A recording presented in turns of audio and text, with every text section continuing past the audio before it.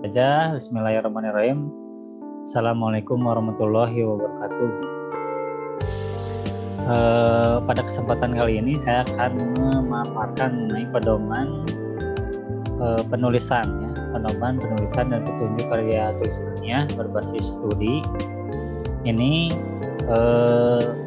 adalah hal yang baru untuk mahasiswa, ya. Kalau dulu menggunakan penelitian ke lab, jadi melakukan perform gitu, ya, melakukan kegiatan di laboratorium dengan alat-alat dan reagen serta peralatan-peralatan yang mendukung lainnya. Kemudian ada data analisis gitu, ya, kalau perlu uji statistik gitu, ya, karena dapat data. Kemudian sekarang karena selama masa pandemi ini protokol kesehatannya sangat ketat, jadi kita menggunakan sementara adalah literatur review.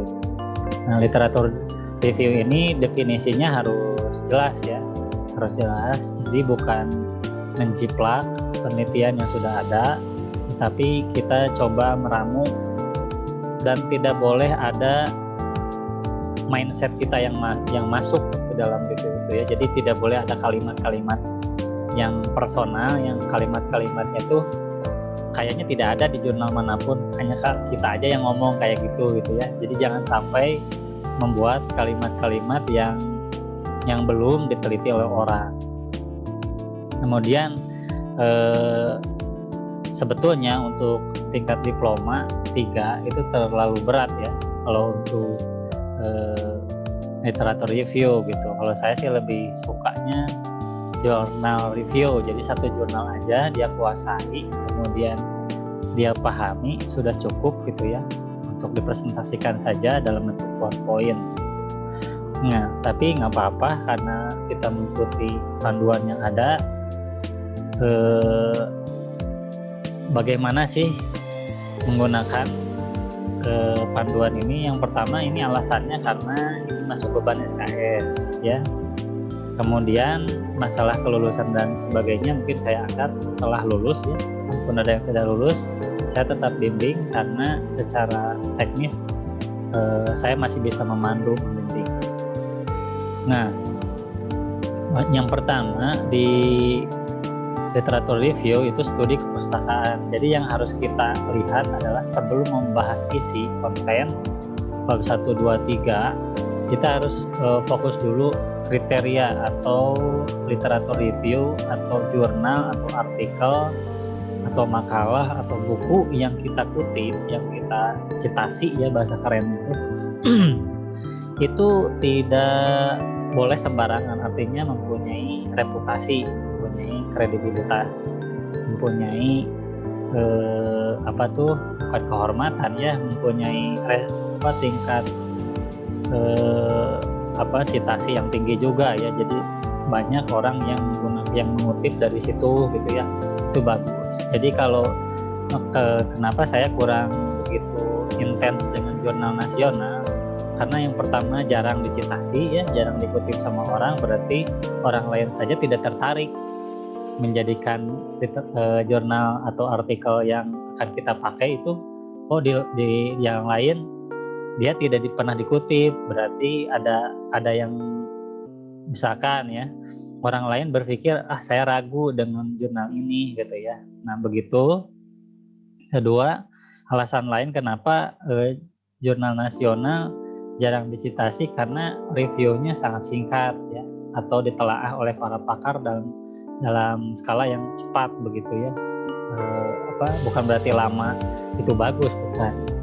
Nah, cuma dari yang sudah ada di publish, kenapa akhirnya ada yang Sinta atau Google Scholar, ya, itu sudah melalui mekanisme minimal bebas plagiat, ya, plagiarismenya. Jadi tidak ada yang istilahnya tuh ngejiplak gitu.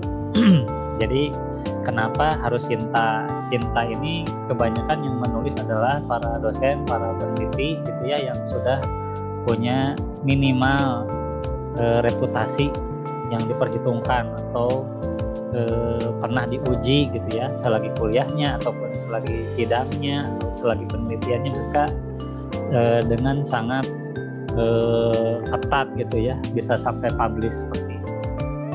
Nah itu alasannya kenapa itu yang pertama yang harus dilihat adalah saya harus menuju kemana. Kalau googling kasar secara kata kunci dimasukkan di Google secara kasar boleh, tapi dilihat di URL-nya atau link-nya ini link yang reputasi tidak gitu ya. Misalkan masuklah ke Akademia, nah kita nggak recommended, masuklah ke SlideShare, masuklah ke itu kayak publisher ya, itu bukan dewan redaksinya gitu, tapi itu adalah percetakannya. Jadi jangan sampai semua yang keluar dari percetakan kalian ambil gitu ya, itu tidak bisa kayak gitu.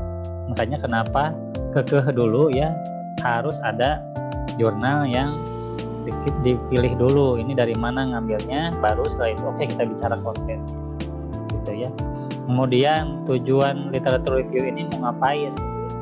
Nah saya menemukan beberapa mahasiswa membuat judul ya, ini judul itu memang nggak boleh diganti ya, nggak boleh diganti, makanya dipikirkan dengan baik gitu, judul ini. Kemudian tidak memberatkan dengan waktu yang singkat gitu ya. Menurut saya kalau judulnya ada hubungan antara A dan B itu sulit ditarik jadi literatur review. Ya, biasanya kalau judul yang menggunakan hubungan-hubungan begitu itu cenderung lem basah gitu ya. Kita melakukan uji langsung di laboratorium, coba ada hubungan antara ini dengan ini, diuji di lab gitu ya. Seperti itu, didesain secara khusus menggunakan bisa korelasi, bisa studi apa gitu. Nah, karena kita studi kepustakaan, kita kan nggak punya akses dengan data asli milik dengan si pemilik jurnal yang kita kutip ini, itu kadang tidak ngasih, dia cuma ngasih ada sekian persen yang diabetes, ada sekian persen yang kolesterolnya tinggi, ada sekian persen yang begini begitu gitu ya. Jadi itu gak ngasih tahu itu detailnya karena yang punya data primernya mereka. Nah ini kita nggak bisa akhirnya menggunakan istilah hubungan kemudian korelasi. Justru di sini yang dipermainkan adalah yang diperhatikan, maksudnya bukan dipermainkan, yang diperhatikan adalah pola mindset kita berpikir gitu. Ini ada orang yang ngomong A tentang diabetes, ada juga orang yang ngomong B tentang diabetes, ada juga yang ngomong C pada saat pandemi bahwa yang diabetes itu begini. Nah, kalau digabung yang A, B, C ini kira-kira jadi satu garis atau tidak gitu ya. Kalau tidak jadi satu garis ya simpulkan saja bahwa tidak ada kesatuan garis gitu ya, nggak bisa dipaksakan. Nah, itu kan ada hubungan tuh dari sebelum pandemi sampai pandemi, yang diabetes itu tetap aja berisiko komplikasi dan sebagainya gitu. Jadi nggak bisa mengeluarkan omongan sendiri, nggak bisa gitu. Jadi ini yang ini bilang A, yang ini bilang B, yang ini bilang C, ada garis merah tidak? Kalau ada garis merah bisa disimpulkan benang merahnya ya. Nah kayak gitu cara mencari. Cuma masalahnya untuk TLM, teknologi gelar medik, kalau untuk kesehatan masyarakat bidan, mereka kan kuat di teori kebidanannya, kemudian mereka juga kuat di teori kesehatan masyarakatnya. Mereka paling membuat link prevalensi di Cimahi berapa, yang persentase yang tinggi hiperglikemia di Cimahi, di Bandung, di Jakarta. Mereka bisa gabungkan itu sebagai benang merah, yaitu angka prevalensi di berbagai provinsi. Itu bisa ditarik benang merah. Terus kalau ATLM, apa yang mau ditarik benang merahnya supaya beda ya, TLM dengan Kesmas dengan bidan, yang ditarik adalah metode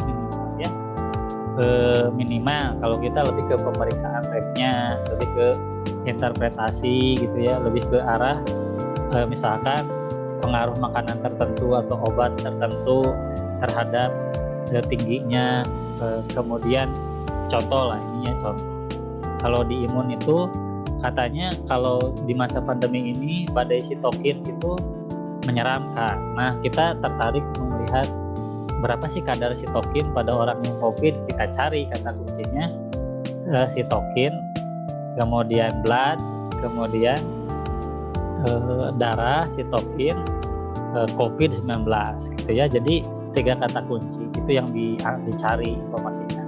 Itu yang menjadi alasan ditolak tidaknya proposal kalian ya. Proposal kalian ini ditolak atau tidak tuh kemampuan membuat latar belakang itu sampai dengan justifikasi atau kita memutuskan bahwa kita akan mencari tahu tentang ini karena belum ada yang membuat rangkuman tentang.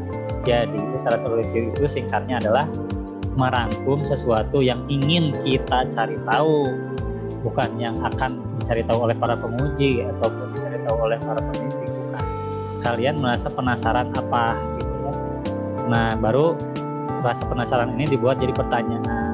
Bagaimana gambaran ya kadar sitokin pada orang yang COVID-19 karena katanya ada badai, itu mah latar belakang ya, ada badai sitokin atau sitokin storm gitu. Ternyata di grup ya ini tuh ada 5 orang mahasiswanya, ada saya interleukin 1 ya sitokinnya, ini interleukin 2, ini interleukin 5, ini interleukin 7, ini interleukin 8. Itu masing-masing punya punya KPI sendiri itu ya, bisa jadi 5 KPI gitu. Padahal jurnalnya mungkin sama, tapi dia hanya nyasar di literatur review yang interleukin 1 gitu ya. Nah ini juga sama ya untuk kimia klinik. Kalau dia terkait metabolic syndrome, oke, saya bisa joinan sama siapa ya? Jadi bahas jurnalnya bertiga gitu ya, berempat. Saya mau ke arah diabetes. Oke, diabetes apa ya menariknya sekarang? Coba dilihat di Google atau ini yang menariknya. Jadi jangan komplikasi diabetes, komplikasi gagal ginjal dan seterusnya, itu aja muter. Terus orang tertarik baca makalah kita atau rangkuman kita ini apanya gitu ya. Nah itu yang kuat kenapa bab 1 saya akan buka satu-satu ya nanti di forum setelah paparan ini selesai. Nah ini untuk host ya, penyusunan studi kepustakaan ini untuk bab 3 ya. Ini nanti saya tutorialkan tapi off the record ya, tidak direkam oleh saya. Mungkin saya akan ambil 1 orang saja untuk dibimbing, kemudian nanti terserah mau direkam atau tidak. Cuma saya lihat ini adalah bab 3 ya. Jadi ini bab 3. Kalian mau ngambil dari database apa jurnalnya? Jadi kenapa di panduan ini harus ke Google Scholar? Karena Google Web biasa itu blog juga keluar. Blog, jurnal-jurnal yang tidak terindeks Google itu kategorinya masih diragukan. Coba dicek jurnal Stikes Ahmad Yani sendiri itu terindeks Google Scholar tidak. Kalau terindeks Google Scholar berarti memang bisa jurnal-jurnal yang di dalam Stikes Ahmad Yani juga. Terus di Poltek yang lain gitu ya, di yang lain di Universitas X juga itu terindeks Google Scholar tidak, karena Google Scholar itu minimal bereputasi. Portal Garuda ini dari Dikti, Litbang, dari Kemenkes, PubMed, dari Perpustakaan Amerika, Sinta ini Dikti juga, Besko juga luar negeri sama ya. Jadi ini mah kita boleh dari Google Web dulu cari, tapi pada saat lihat link, oh ini dari blog, jangan diklik ya. Tapi kalau dia linknya PubMed ya udah diklik aja walaupun dari Google Web ya. Karena sebetulnya PubMed juga suka mempromosikan jurnal-jurnalnya lewat Google biasa. Jadi jangan terlalu horor dulu saya harus masuk Google Scholar atau masuk ke Sinta gitu, nggak apa-apa, itu bertahap ya. Nanti cara membuat framework juga saya akan brainstorming ya, artinya membuka diskusi dengan semua peserta yang hadir hari ini. Siapa tahu ada yang bisa disatu grupkan gitu. Jadi saya literatur reviewnya bisa 2 atau 3 orang dibikin satu grup tema. Nah, jadi diskusinya jangan sendiri, kasihan, capek diskusi. Ini ketentuannya kepustakaannya 3 tahun terakhir, tapi kemarin ada ini minta keringanan gitu ya. mungkin karena susahnya nyari sumber, jadi dua artikel skala internasional minimal 1, kalau nasional 2 tapi Sinta. Tapi kalau tidak Sinta gimana gitu ya. Oke, ini suara saya masih ada gak ya? Ada Pak. Ada, share screen-nya hilang. Hilang Pak. Oke, nih ya. Oke, ini untuk mempersingkat waktu tadi ya, kalau ada pertanyaan terkait dengan jumlah gitu, katanya 5 tahun dari dari tim KTI ada chatting ya, bahwa ini 5 tahun. Jadi nggak 3 tahun terakhir. Tapi kalau buku 10 tahun biasanya. Kalau butuh buku kimia klinik, saya kebanyakan PDF dan berbahasa Inggris ya. Tapi kalau perlu kutip, bagus punya PDF-nya sih, tinggal di search,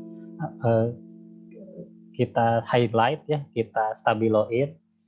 Nah itu yang diambil kalimatnya, yang di Google Translate. Jadi tidak satu buku di translate gitu ya. Itu enaknya pakai PDF. Oke, itu kalau ini sistematika penulisan, saya kira kalian harus sudah membuat outline di Word ya, outline-nya sendiri, karena ini sifatnya lokal, jadi format stickers. Tapi kalau saya biasanya membuat review formatnya format yang akan dipublish ya. Misalkan saya akan publish ke Sinta, saya pakai format publish Universitas X. Nah, saya pakai format Universitas X. Nah, jadi beda kalau kalian harus patuh dengan pedoman KTI. Mudah-mudahan hari ini ada yang sudah buat gitu ya, sehingga bisa di-share ke kita dan saya koreksi langsung kalau ada yang harus diperbaiki. Oke, ini terkait citasi juga sebaiknya menggunakan reference yang template ya, Mendeley atau pakai Zotero ya. Nanti kalau belum tahu, saya akan terangkan juga cara menggunakan Mendeley ya. Kemudian yang menggunakan SendDirect atau Elsevier juga itu akan saya ajarkan. Oke, itu dulu yang dapat saya sampaikan. Ini saya akan stop share ya, stop share dan recordnya juga saya stop.